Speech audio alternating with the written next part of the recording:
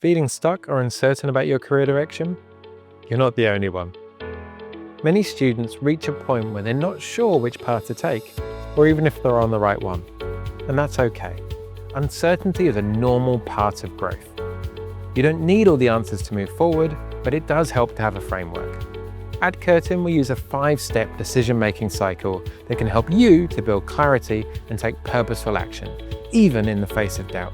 Think of it as a tool you can come back to anytime you're making a career decision. Let's walk through it. Step 1 is knowing who you are. Start by reflecting on your interests, strengths, motivators, and values. Knowing what matters to you and what energizes you can help guide your career decisions. Ask yourself, what kind of work feels meaningful? What kind of environment helps me thrive? If you need help with this step, check out Curtin's self-awareness module. We've linked to it in the description. Step 2 is exploring your options. This is about being curious and gathering information. Here are some practical ways to explore. Use online resources like Seek, LinkedIn, ebooks, podcasts, or journal articles to research roles in industries. Speak to professionals, mentors, or graduates who have worked in the fields you're curious about. Think about how technology, automation, and social change might impact the careers you're considering. Look into industry and labour market data, such as salary trends, job vacancies, or where the work is located, to find out what qualifications, skills, and experience are required for different paths. The more informed you are, the more confident your decision will feel. Step 3, decide and evaluate. Use what you've learned to narrow your options and choose a direction. You could list pros and cons, weigh out your options against your values, or use a simple scoring tool. Just remember, no choice is permanent.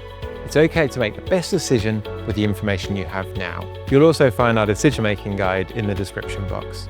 It includes useful tools and frameworks to help you evaluate your options with more confidence. Step 4, take action. Once you've chosen a direction, take a step towards it.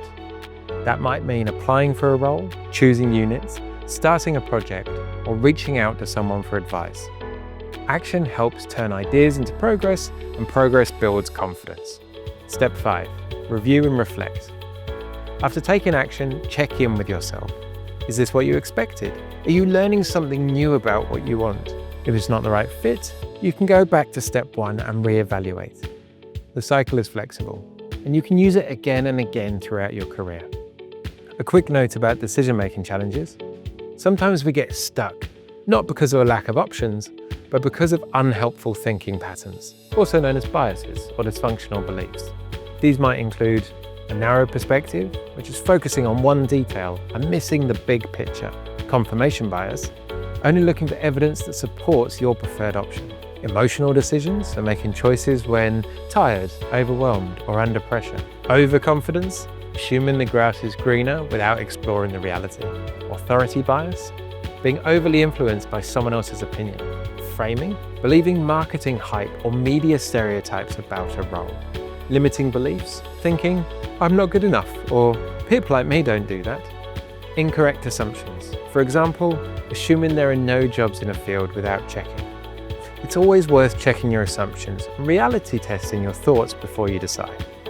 Talk things through with someone you trust. This will challenge your thinking. And remember, feeling unsure doesn't mean you're failing.